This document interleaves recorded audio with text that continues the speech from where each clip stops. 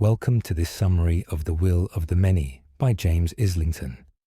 This guide breaks down the story into clear, easy-to-follow sections, highlighting the key events, characters, and twists along the way. Let's begin. Part 1. Imperium Sine Fine. Chapters 1 through 24. Vis works in the Catenan prisons in Latins. One evening, a stranger arrives to interrogate a prisoner.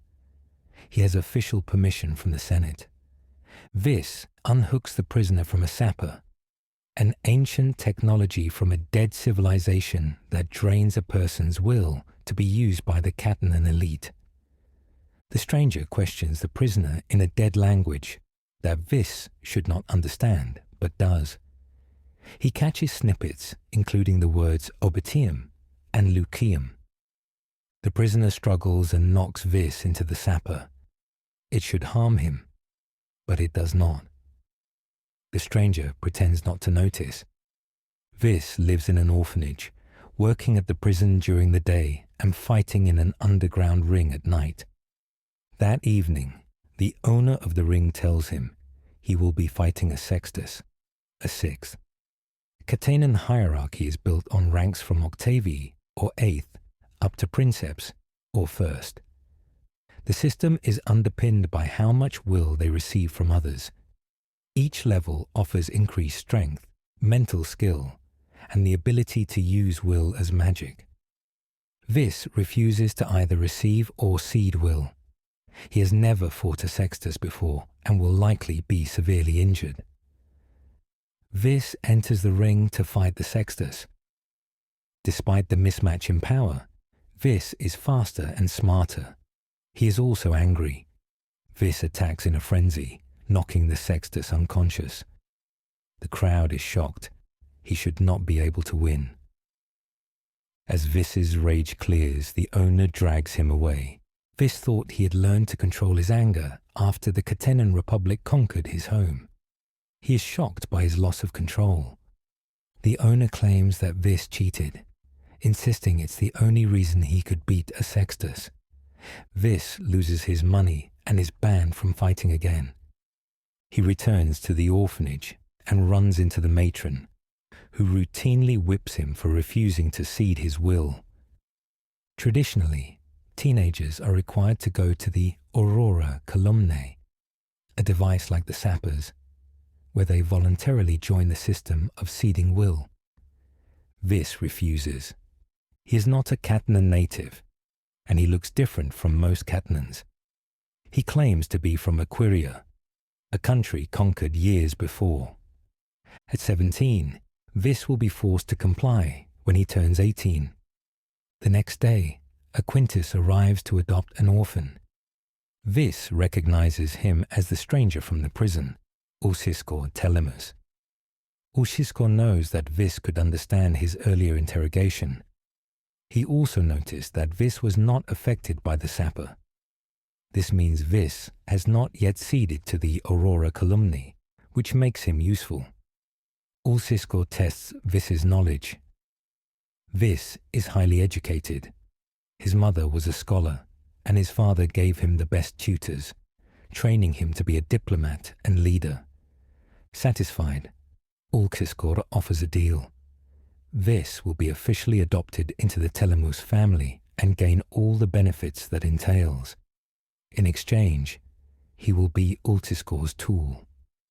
Vis explains that they are traveling to the capital city, Caten. To cover the enormous distance, they board a transvect, a large flying machine powered by will, moving at incredible heights and speeds. In a private compartment, Vis explains more to Vis. Vis is a military senator of the Catenan Republic, which is ruled by 3 pyramids: military, governance, and religion. He plans to send Vis to the Catenan Academy, a prestigious school for senators' children. It is run by religion, on the island of Solivegas. Vis believes religion is plotting to overtake military and wants Vis to be his informant.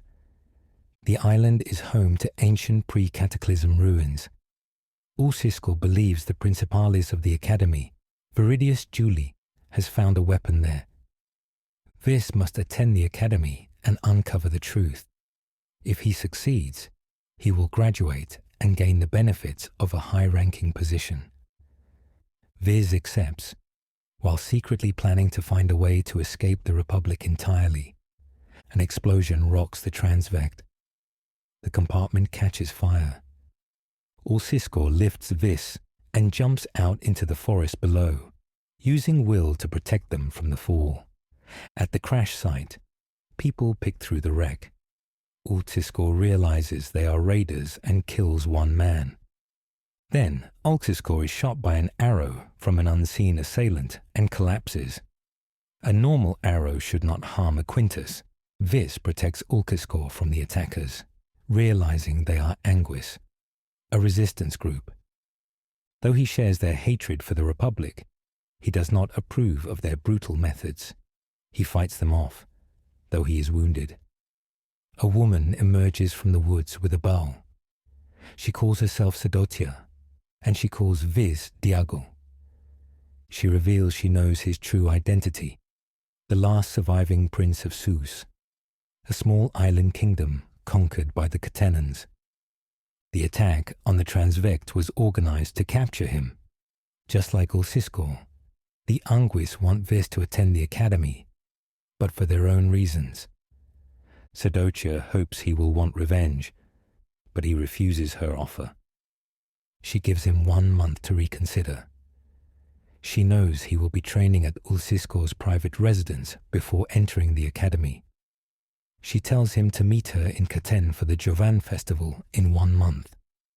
If he refuses, she will reveal his identity, ensuring that he is either executed or put in a sapper.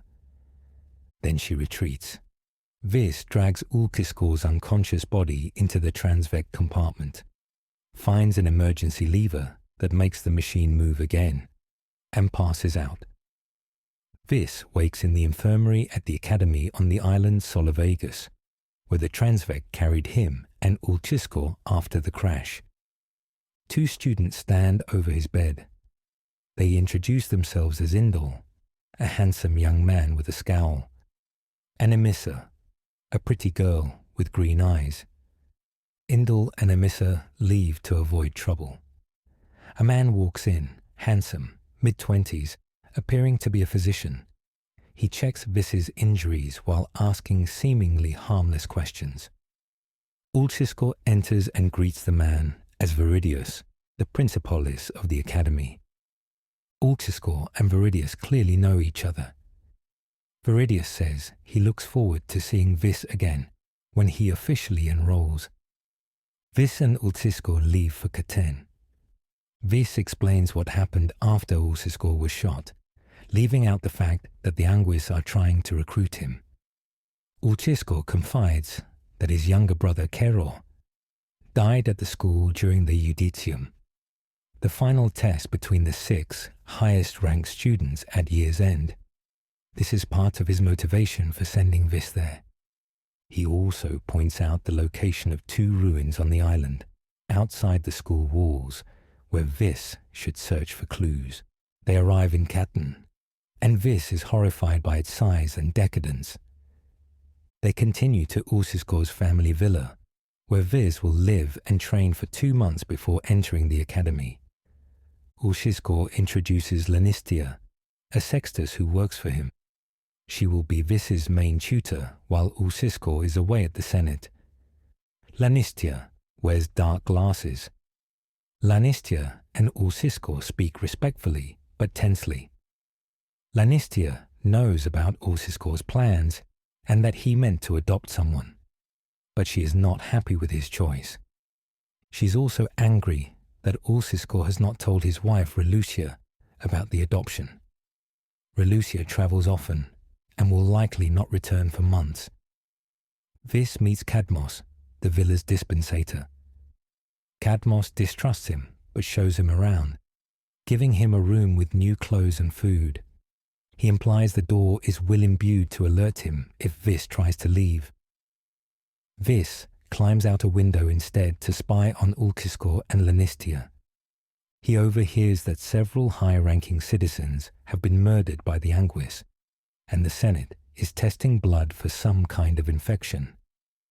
Cadmos finds him and sends him back to his room. Lanistia tests Vis's knowledge and finds him lacking. She gives him a stack of books to study overnight. Vis realizes there are many gaps in his education. Chastened, he studies. In the middle of the night, Lanistia attacks him, shouting questions to test how quickly he can think under stress. Horrified, Vis insists the academy is only a school. Why is this necessary? Lanistia removes her glasses, revealing empty sockets where her eyes should be. She tells him the academy took her eyes. Lanistia uses will to imbue the air around her, allowing her to see. Vis is shocked by the concentration this requires. They move on to physical training. Though Vis believes he is a good fighter, a match with Lanistia proves otherwise. Finally admitting he has much to learn, Vis submits to her lessons. Lanistia shows Vis a special training room hidden in the basement. It holds an enormous maze, with a platform above to look down into it. She explains it is a replica of the Academy's maze, where students train. Ulciscor and Lanistia broke several laws to recreate it. Lanistia demonstrates the labyrinth. With will-imbued stones arranged on a leather bracer, she can move sections of wall inside the maze. Students learn to manipulate the stones while running through the maze to test their skills. Lanistia focuses on Vis's physical training, while Cadmos takes over his education. Cadmos was once a high-ranking academic in Styris before the Republic took over that country. After 16 days of training, Vis receives a visitor. Magnus Quartus Advenius Claudius, a governance senator. Claudius pretends to be merely curious about the boy Ulciscor adopted. He claims Ulciscor unjustly blames Viridius for Caeror's death, when everyone knows Caeror took his own life. Vis fears Ulciscor's scheme is based on denial, and there will be nothing to find on the island. Claudius also asks that Vis train with his daughter Equa during the school break. Refusing would be an enormous insult, but accepting risks exposing Vis's secrets. Vis recalls he must meet Sedocia in Catenan for the Jovan festival. He accepts on the condition that Equa show him around the festival. Lanistia warns Vis that Claudius blames Ulciscor for political problems from a few years ago and cannot be trusted. Vis demands the truth about Caeror.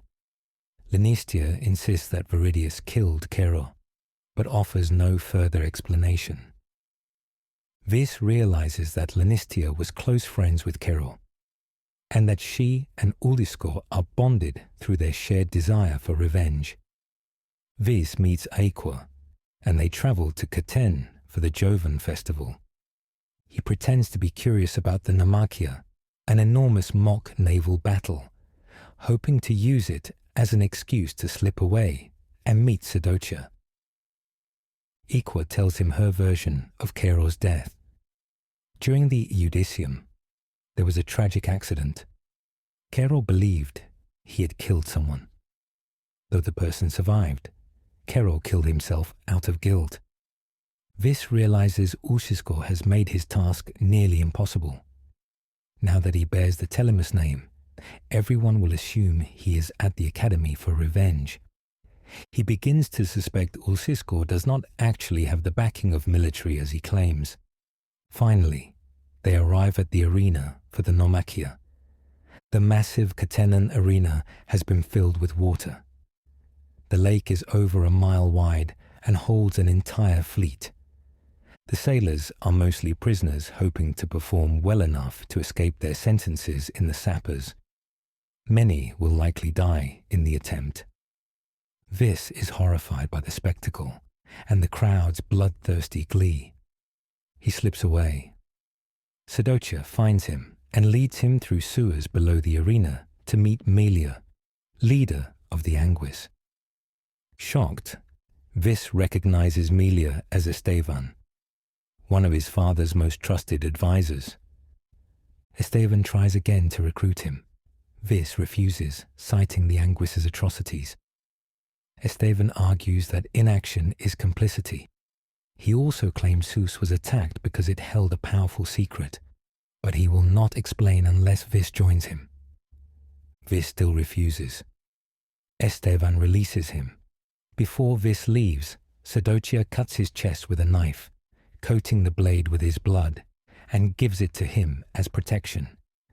Vis returns to the stands with Aqua. She is suspicious but distracted as the Naumachia begins. During the battle, the arena rumbles.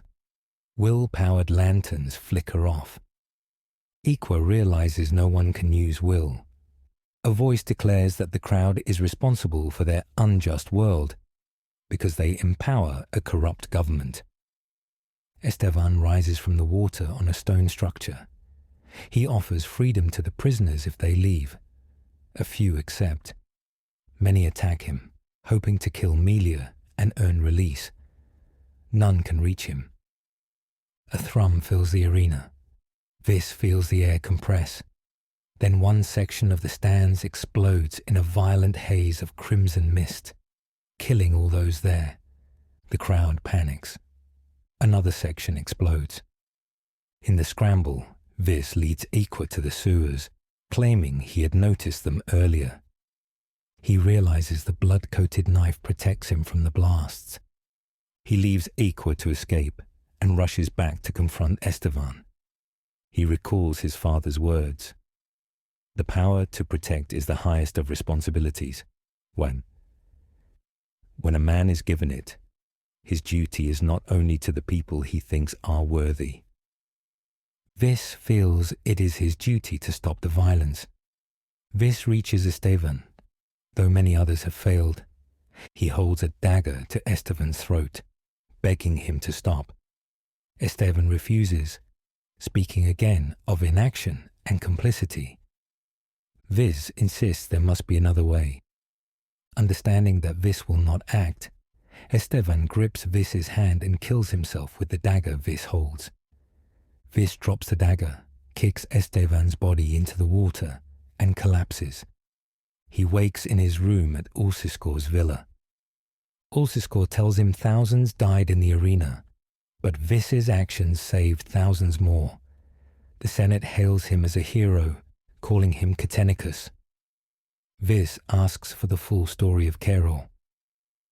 Ulciscor explains, Viridius, Caeror, and Lanistia were close friends at the academy. Caeror and Ulciscor, though far apart in age, also wrote often. During the Judicium, an accident left Lanistia severely injured. Viridius claimed she would die. Racked with guilt, Caeror threw himself from a cliff. Lanistia survived, but without her eyes. Ulciscor never believed the story.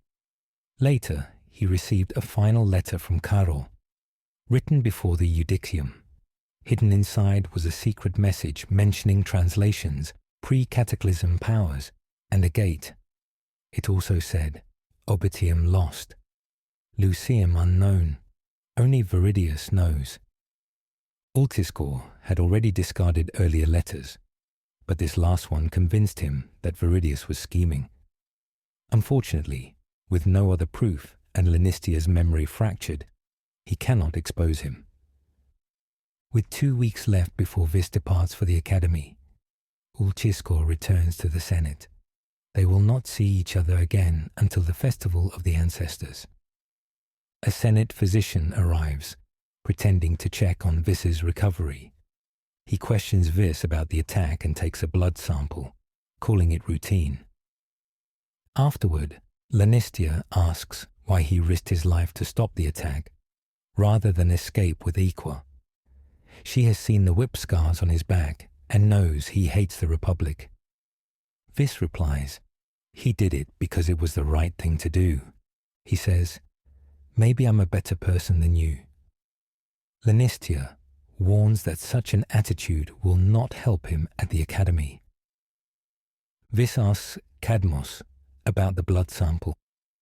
Cadmos explains it is not routine, but likely harmless. News arrives that Relucia, Ulciscor's wife, has heard about the Nomachia and may return earlier than planned. Catenan women are usually expected to marry, bear children, and remain at home. Relucia is unusual.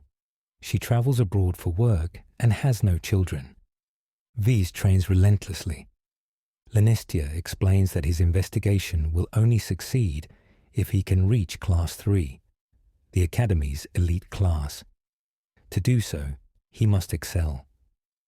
After 2 weeks of training, it is time to leave for the Academy. Part 2. Deus Nolens Exitus. Chapters 25 through 51. The school physician, Olnius, welcomes Vis to the Academy. Olnius feels he owes Vis a debt. His sister survived the Nomachia. Viridius arrives to walk Vis to his dorm.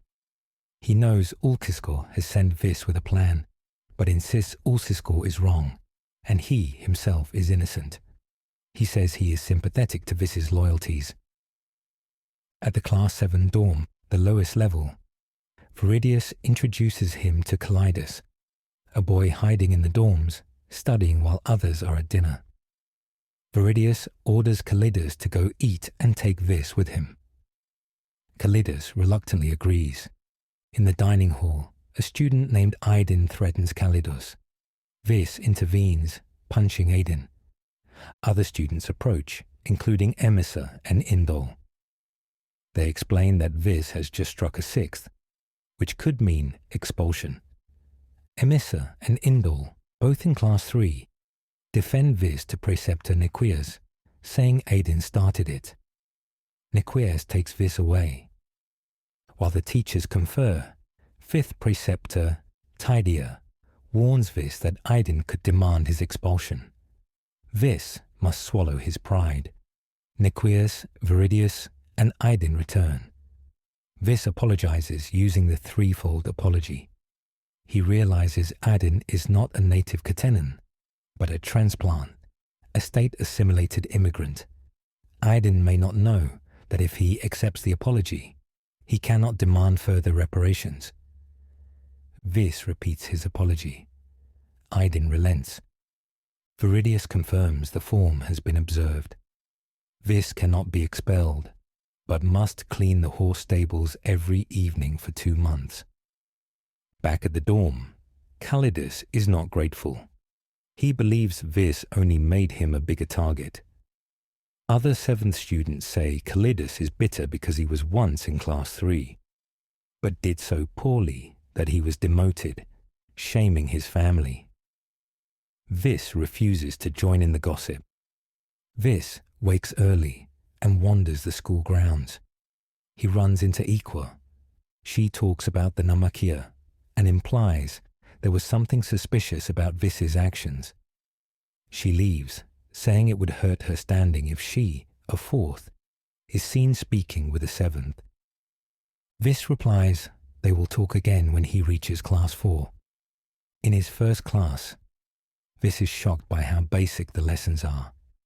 None of the 7 students are near his level. Calidus ignores the teacher and reads an advanced book.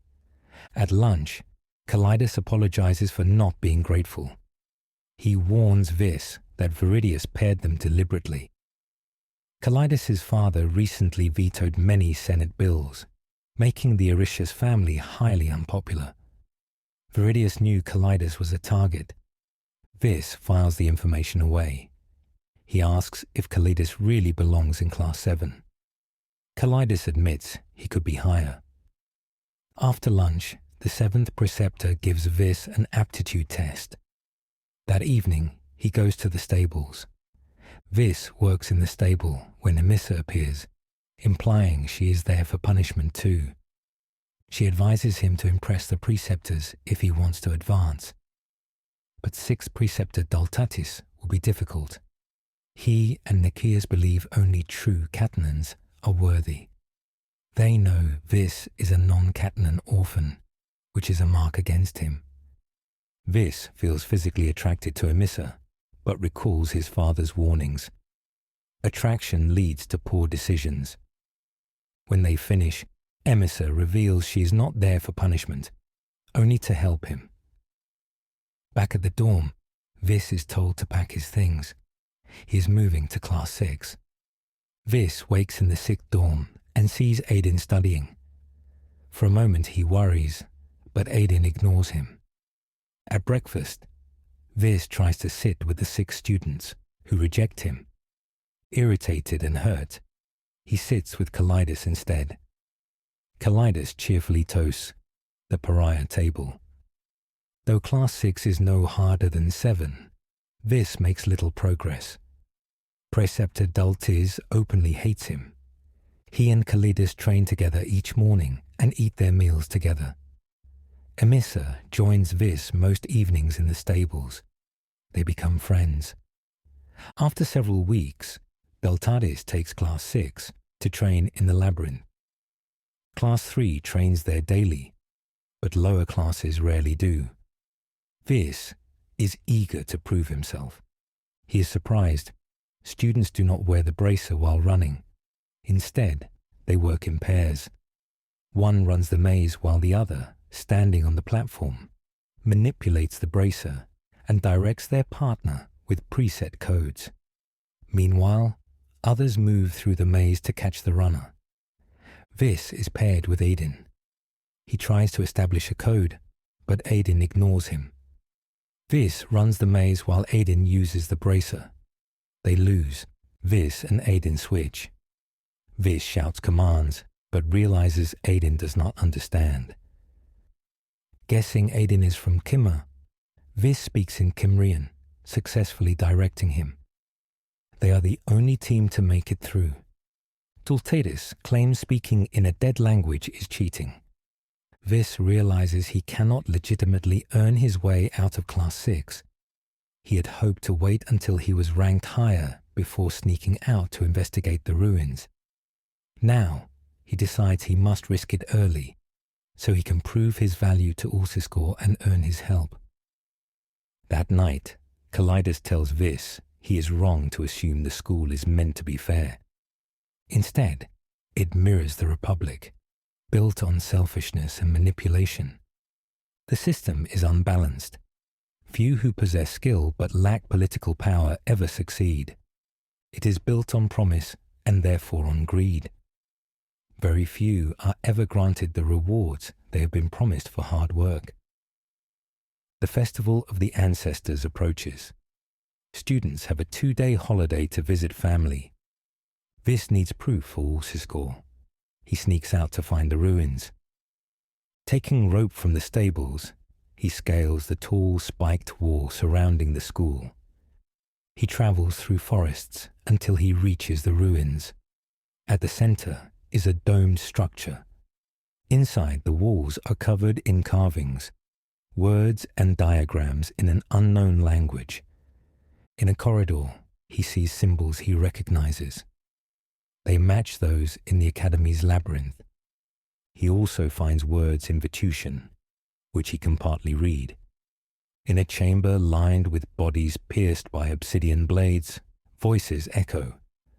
Obitium is lost. Do not open the gate. Synchronous is death. Vis realizes the corpses are speaking. Their empty eye sockets open like Lanistia's. He runs. As he leaves, he sees Viridius and another man arrive, investigating a tripped alarm.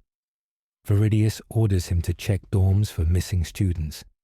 Realizing time is short, Vis rushes back. He cuts his hand on a spike climbing the wall.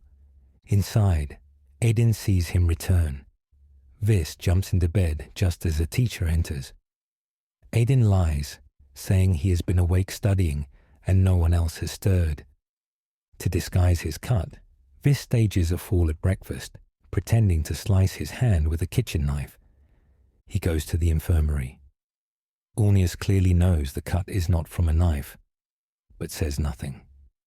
Later, Calidus and Emissa tease him for being clumsy. Vis asks again why Calidus was demoted.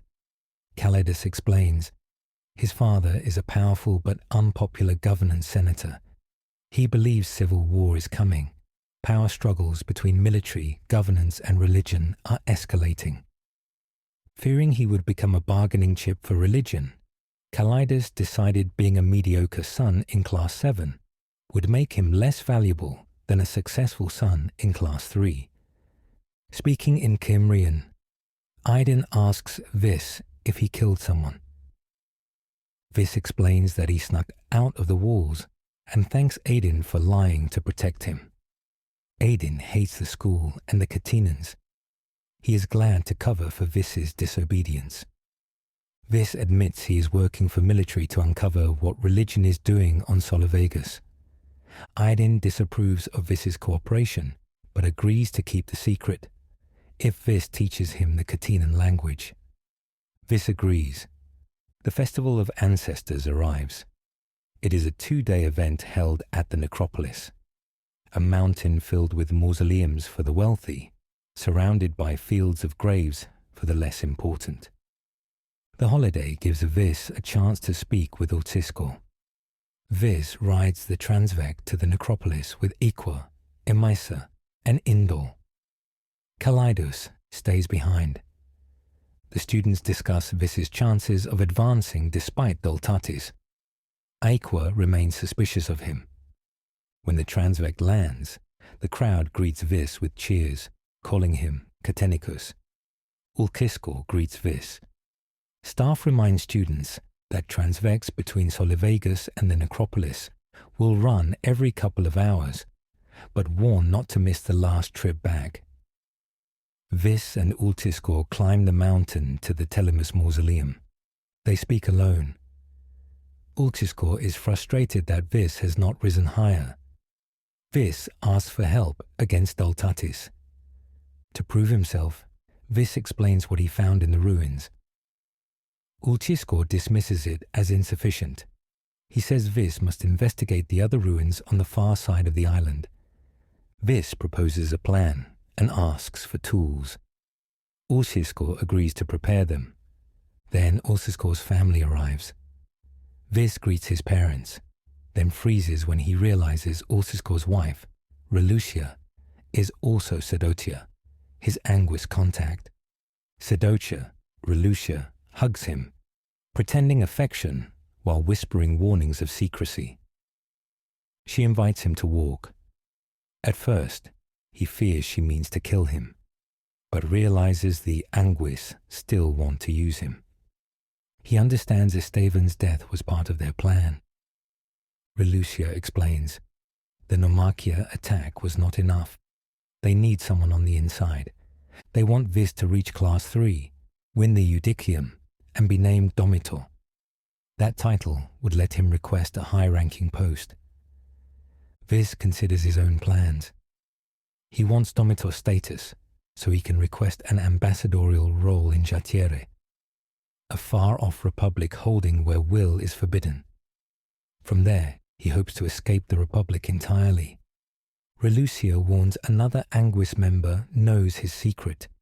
Killing her will do no good. She tells him to meet her in Caten at the festival of Platuna. Vis asks if the Anguis mean to destroy the Aurora Columnae, ending the will system. Relucia answers they plan to remove the government and start again. Vis retorts, if all you're trying to do is change who's in control, then you don't really want to change anything. Back at the mausoleum, Ultisco pulls Vis aside. He says he knows Vis is not the Aquarian orphan he claims to be. He does not care, so long as it does not compromise his goals. Ultisco gives him the tools he asked for. Will-imbued magnetic cuffs that allow him to cling to the outside of a transvect. Vis plans to ride through the seawall, drop into the water, and reach the ruins. Afterward, he will swim back and use the cuffs to reattach. Ultisco warns, The force could easily tear his arm off. Vis boards the transvect back to the academy. Vis hides dry clothes and one cuff in the transvect's last compartment. Using an escape hatch, he crawls out and hangs beneath the machine with the second cuff. The transvect flies towards Solivegas, passes through the seawall, and Vis drops into the sea. He swims to shore and crosses the mountainous, forested island until he reaches the second ruin. It is another dome structure curved in crimson, with no windows or doors. He finds carvings in Vetusian, Lucium, Obitium, Res. Reciting the words aloud opens an entrance. Inside, the walls are lined with corpses pierced by obsidian. None move, none open their eyes. Vis approaches a platform overlooking an abyss. He steps on it, and it descends. The platform lowers into a vast chamber. A man appears, Artemius. He tells Vis this is a test. Reach the far exit. He shows Vis an arm bracer like the Academy's. He warns that remnants guard the way. Artemius offers to demonstrate. A labyrinth appears. As he enters, black waves converge, shifting into weapons that tear him apart. Then both maze and figure vanish. Another figure appears, a woman. She repeats the offer to demonstrate. Vis refuses. Realizing he is out of time, he flees. He runs back up the platform, out of the building, and closes the entrance. Vis heads for the shore. Along the way, he finds an injured Alupi pup, a giant wolf native to the island. He feeds it, wraps its leg, and names it Diego. Then he leaves. At the water, he swims back, nearly missing the last transvect. He crawls inside, changes into dry clothes, and exits at the academy. A teacher asks if he saw fourth student Ferian. The teacher laments that Ferian will be demoted for missing the last shuttle. Exhausted, Vis returns to his dorm and collapses. In the morning, Ferian is found dead, apparently by suicide. Calidus says this is lucky for Vis. With Ferian gone, a fifth will move up, and Vis can move from Class 6. Vis suspects Relucia killed Ferian to help him advance. Daltatis instead submits Ianix to advance. Vis objects. Daltatis proposes a duel between Ianix and Vis for the spot in Class 5. Calidus and Emissa warn it is a mistake. Ianix is skilled and recently won a competition. Sparring at the academy uses will-imbued suits that manipulate empty armor. Vis has never used one before and will be at a disadvantage. Emissa and Aidin teach Vis how to use the suits. Vis learns quickly, soon beating Aidin, a skilled fighter trained by the bladesmiths of his tribe. Aidin says even he cannot beat Ianix. As they finish, he switches to Cimrian, noting Emissa likes Vis. Vis admits he likes her too, but has no plans to say so. Emissa then reveals she speaks Cimrian, embarrassing them both. Later, Calidus asks about Vis's training. His education and fighting skills prove he is not the Aquarian orphan he claims to be. Calidus's father works for the census and could uncover the truth. Calidus suspects Vis is the bastard son of a senator. Vis holds to his lie. Hurt by his secrecy, Calidus walks away. The duel begins. A crowd gathers, including the preceptors. Ianix fights well. He underestimates Vis, and Vis gains the upper hand. But when Vis strikes, the armor does not respond. Hit after hit earns no point. He realizes Daltatis has rigged the fight. Anger overtakes him. He throws aside the sword, resorts to wrestling and bludgeoning, and smashes Ianix unconscious. He tosses the broken helmet at Daltatis' feet, declares that he will be in Class 5 the next morning. and walks away. No one argues. The next morning, Vis speaks to Calidus. He admits he has secrets he cannot share. Calidus accepts this and finally confides his own fears. From his father's census records, Calidus believes third and fourth students often die mysteriously during the Judicium. Former students in high positions also disappear. It is all being covered up. This is one reason Calidus left Class 3. He urges Vis to stop advancing. Vis refuses. He must keep climbing. Over the next weeks, he trains daily with Calidus, attends 5th classes, trains with Emissa, and spends evenings teaching Aidin Catenan. Preceptor Tadia is tough but fair. Soon, Vis advances to Class 4. Citus, the 4th preceptor, welcomes Vis. He points out Vis's antisocial habits and orders him to socialize with other 4ths.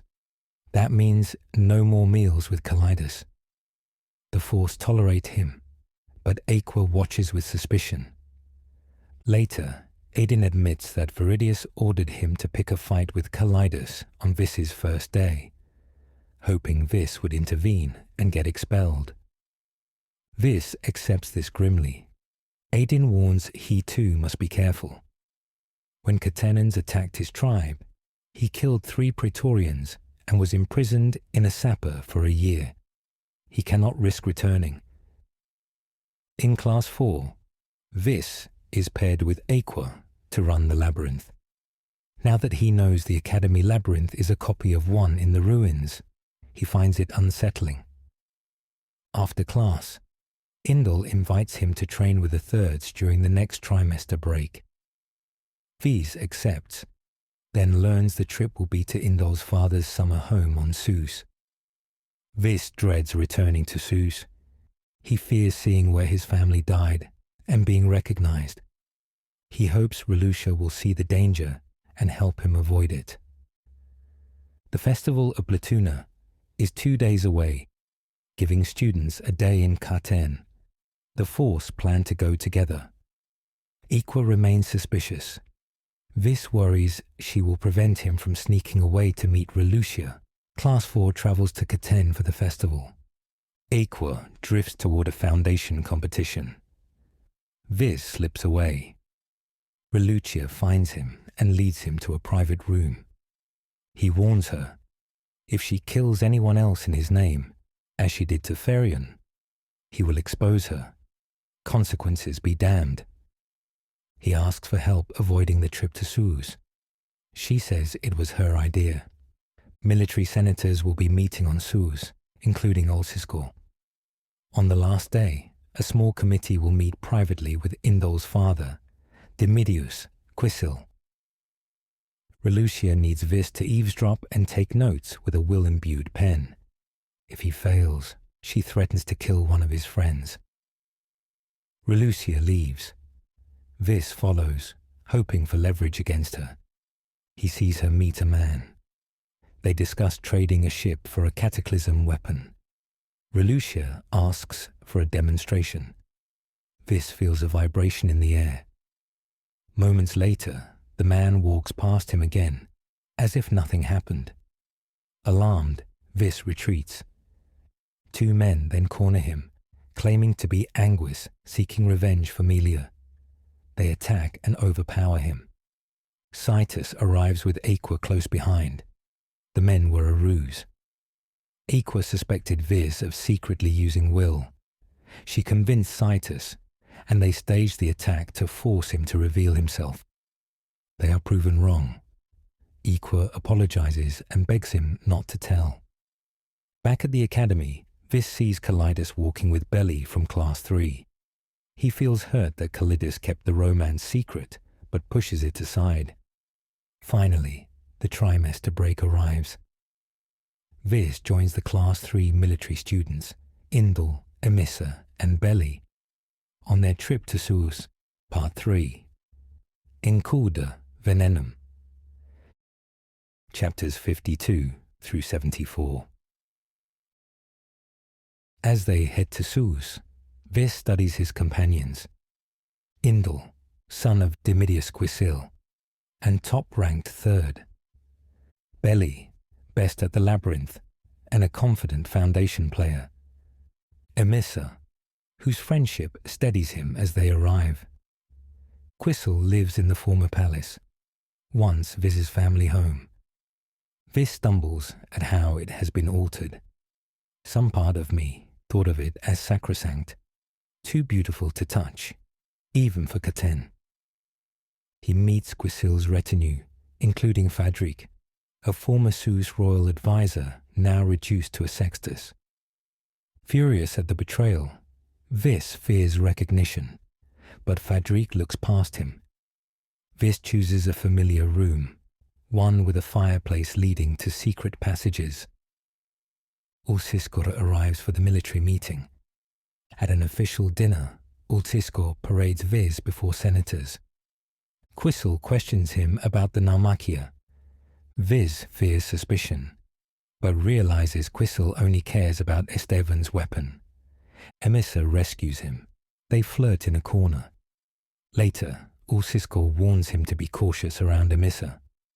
Vis assures him he is. That night, Vis tests the secret passage behind the fireplace. Satisfied, he returns and sleeps. The next day, the group visits a beach.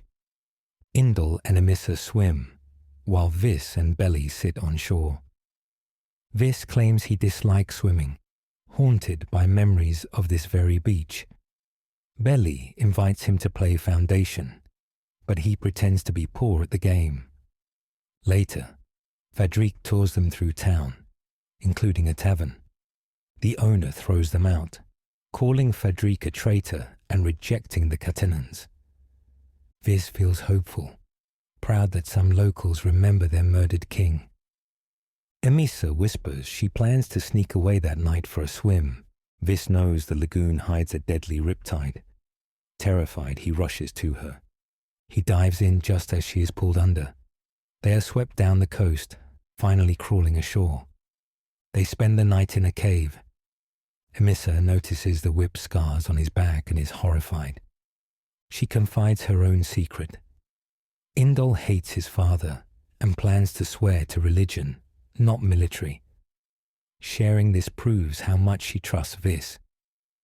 Despite danger, they kiss. In the morning, they return. Exhausted, Vis collapses.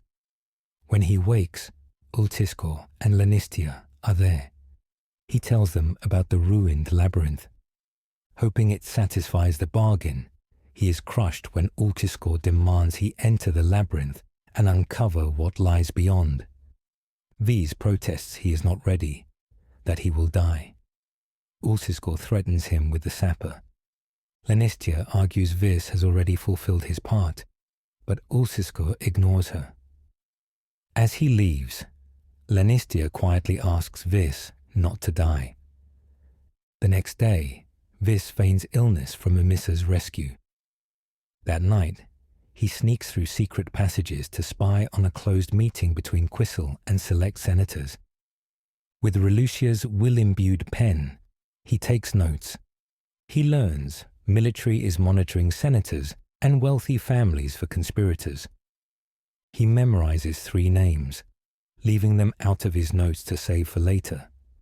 He realizes military helped Anguis plan the Naumachia, though Estevan's weapons surprised them. Now, they plan to sacrifice a naval ship, Navisalus, to Anguis' attack. These senators secretly feed Anguis information and funds to stir fear, hoping the Senate will restore military's power. When the meeting ends, Vis slips back to his room. Fadric is waiting. He explains he accepted his role to protect Sus's citizens. He never wanted will or the rank of sextus, but was told if he wished to act for Sus, he must accept everything. He suspects Vis came for revenge against Quartus Latani, the senator who led the assault on Sus. He offers to kill the man himself, if Vis commands. Vis refuses, but thanks him. Fadric shows him items from childhood, toys, and his mother's bow. Vis is overcome. He admits he took Vis to the tavern earlier so locals could see their prince lived, and so Vis could see resistance still remained. Vis asks if loving Emissa is wrong. Fadrique answers, "They are the world. Pride and self-respect may mean we never give in, but if they are all our enemies, we will never be happy." He adds, "Violence is no answer to grief." He assures Vis his father would be proud. Then he leaves. Vis recalls his father once saying, "There is no such thing as a good ruler. Humans are flawed, and so every government is flawed. The hierarchy's flaw is greed, which makes it rotten at its core." The next morning, he joins Emissa and the others at the beach. While they swim, Indol approaches and asks how long since Vis was last home. Shocked, Vis tries to deny it. Indol has seen his grief and recognition. He assumes Vis is the son of an advisor from the palace, not the prince. Indol promises to keep his secret. The rest of the trip is calm. As the break ends, Vis realizes he needed this return, to see his home one last time. But now it is time to focus. He has 3 months until the Judicium. He must find a way into Class 3. Back at the academy, Vis finds Calidus and Edin closer than before. He proposes they move training and tutoring to mornings, leaving evenings free to run the labyrinth with Emissa. One night, Calidus shares a secret. When he was in Class 3, he loved Belly. To help her, he stole census documents from his father. They proved 3rd and 4th students die each year. Belly used the papers to blackmail him. Exposure would ruin his father and destroy Calidus's life. Vis begins to plan. He will reach Class 3 and help Calidus at the same time. 2 weeks later, Vis tells Emissa his plan. She agrees to help. At dinner, they steal Belly's foundation board and play, drawing a crowd. Vis deliberately lets Emissa beat him. Belly mocks him, and he challenges her. The stakes: if he wins, he takes her Class 3 spot. If he loses, he pledges to governance. 2 preceptors witness. Belly is a strong player, but Vis gains the advantage. As she panics, he offers to concede if she returns the stolen papers. She agrees. They pause so she can hand the papers to Calidus. But when play resumes, Vis continues to press. Not pleasant seeing your trust betrayed, is it? At last, Belly concedes. Preceptor Niquias welcomes Vis to Class 3. Niquias treats Vis with the same unrelenting pressure he gives every 3rd, though his dislike is clear. Vis is challenged by the classes, and even more by time in the labyrinth.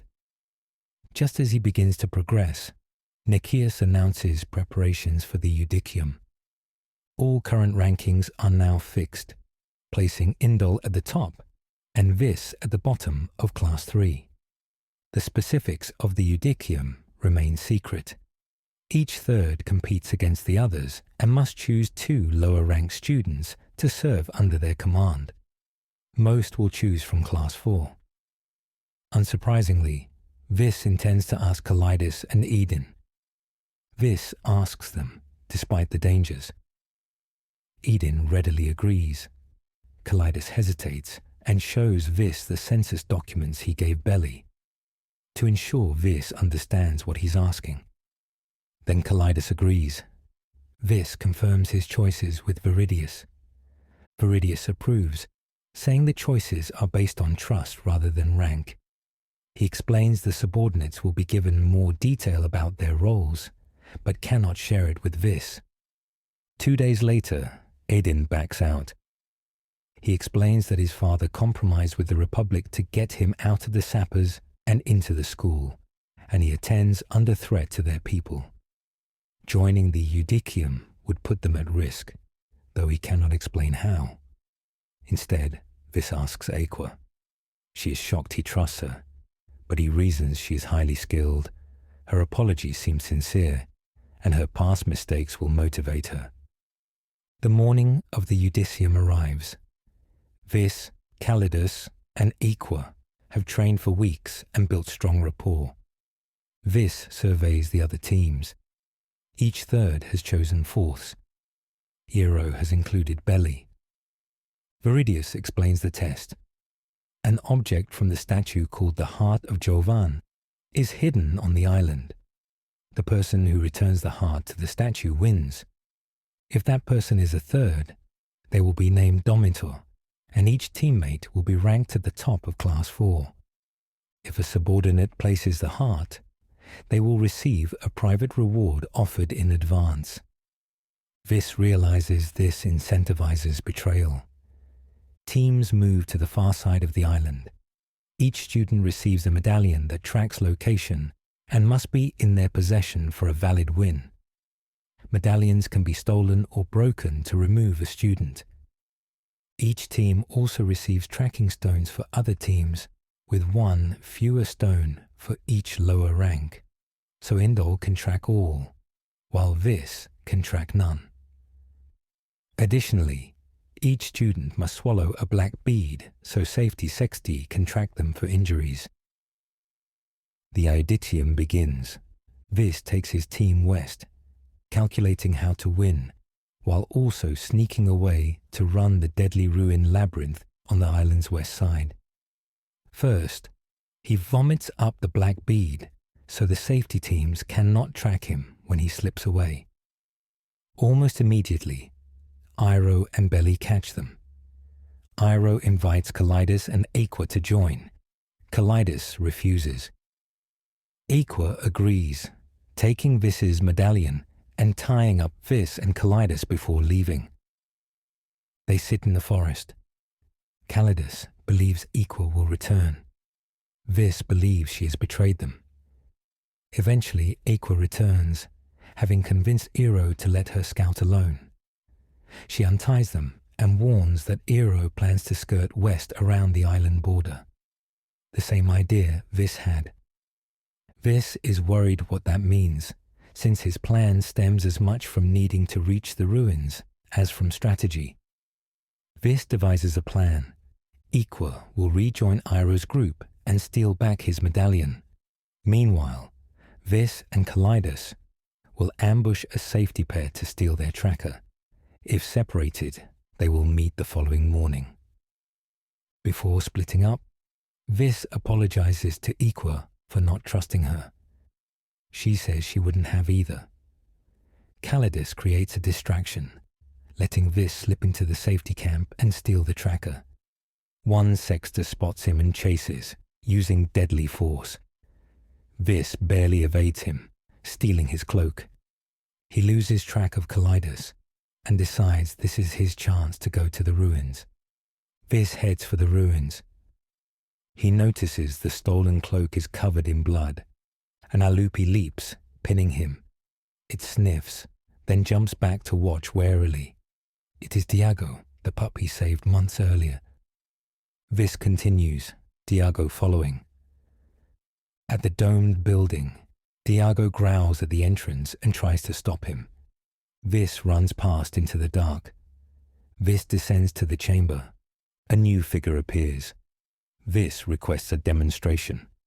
5 times, he asks a figure to run the labyrinth. 5 times, the obsidian shadows tear them apart. Vis analyzes their movements. Finally, he runs the labyrinth himself. At first he does well. The shadows move in predictable patterns. Then he finds Belly's body, dead and pinned to a wall. He freezes in shock. The shadows close in. In a desperate sprint, he reaches the exit as they arrive. Once through, the labyrinth and the shadows vanish.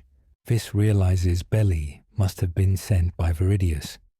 Now she is dead, and only he knows why. He reaches a dark chamber with a floor circle ringed by sharp bronze blades. Ancient Vetusian covers the walls. He cannot read well, but pieces together clues. He steps between the bronze spikes. They move, curling around him, glowing red.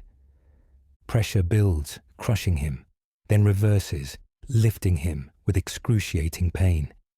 He crashes to the floor and passes out. He wakes to black fog and figures aiming weapons. Cuts appear on his left arm, spelling wait. The fog swirls. The figures lower their weapons. A second word cuts in. Run. Vis runs, out of the chamber, through the labyrinth, up the platform, into the passage leading outside. Figures block the way, demanding he complete the journey. Diago barrels in, clearing a path. Several figures slip through before Vis can close the entrance. They attack. One bites his left arm.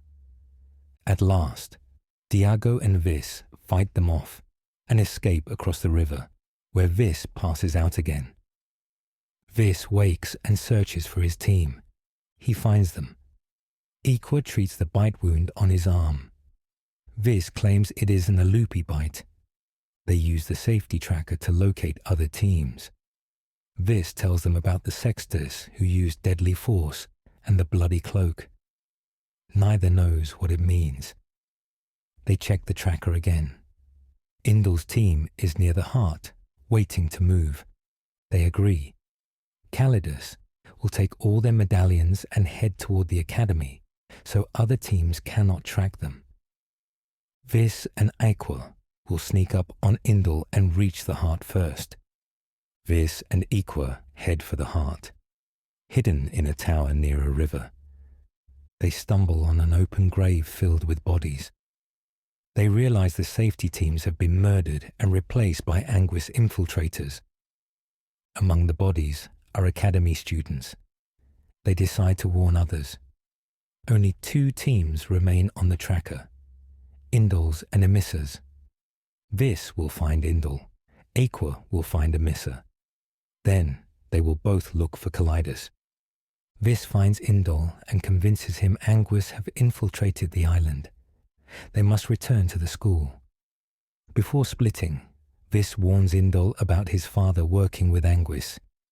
He admits Emissa told him Indal plans to pledge to religion, and fears Quissel might retaliate. Shocked, Indal says he never told Emissa his plans. He warns Vis to be careful and leaves. Vis finds Equa and Emissa's team. Emissa's teammates say she left her medallion so she could not be tracked and headed for the tower.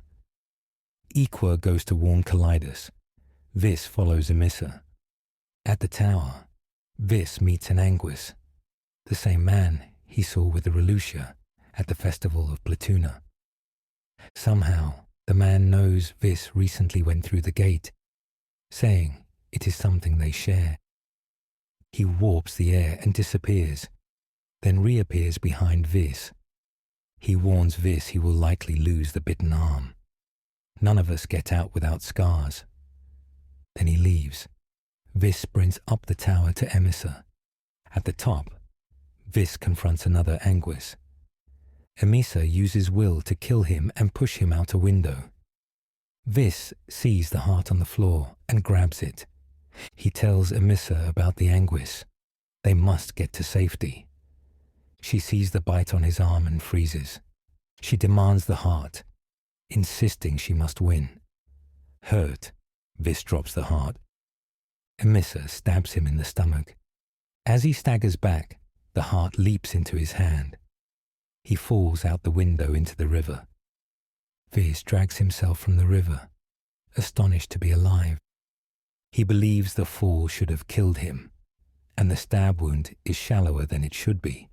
Heartbroken by Emissa's betrayal, he heads for the academy, realizing he can still win. On the way, he finds Calidus gravely wounded, a dead Anguis beside him. Vis carries him toward the school. Calidus asks Vis to tell his father why he was demoted. Vis promises. Calidus dies in his arms. Vis reaches the grounds where Viridius addresses a crowd. Emissa, Indel, Iro, and Aqua stand with him. Vis lays Calidus's body at Viridius's feet. Quietly, so only Viridius and Emissa hear, he vows revenge. He places the heart into the statue's hands and collapses. Vis dreams of his father. Keep fighting. Do not give up. He wakes in the infirmary. Viridius sits beside him. His arm is amputated. Viridius says his blood is tainted and must be kept secret. He asks if Vis ran the labyrinth and if the writing on his arm helped him escape. Vis confirms both. Vis tells him about Belly's death. Viridius tries to explain that Emissa did not really want to kill him, but seeing the wound, believed him beyond saving. A senator is about to arrive to hear Vis's requested position, his right as Domitor. Viridius urgently insists Vis pledge to religion and request a post as imperator under Tertius Pilius, promising to explain later. Several senators enter, asking Vis to choose.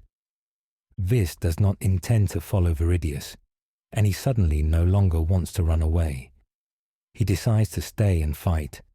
He requests a position with the censor, under Calidus's father, the office that controls information.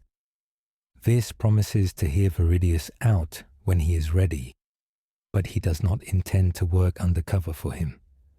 Alone in the infirmary, Vis notices a toy ship by his bed, one he carved as a child for his father. Carved into the side is the name Diago. Epilogue. Summary. Synchronism. Ex uno plures. Vis wakes in the labyrinth chamber, surrounded by bronze blades and red light.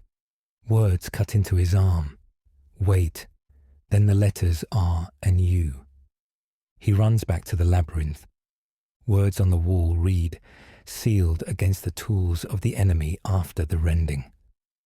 The passage to Lucium requires a toll to ensure validity. Pain flares in his left shoulder. He reaches and finds his left arm is gone. Suddenly, he stands in a rotunda. Snow lies around him. Mountains loom in the distance. 2 men and a woman approach. Traveler, stay with us. The other from your world will be coming. Vis awakes in the chamber, bronze blades and red light around him. A man welcomes him to Obitium and asks if Viridius sent him.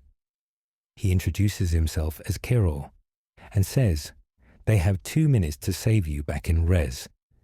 He explains that Vis has been copied. He pulls out a knife and reaches for Vis's arm. Thank you for listening to the summary of The Will of the Many.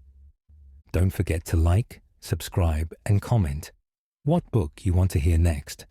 Thanks again, and see you in the next one.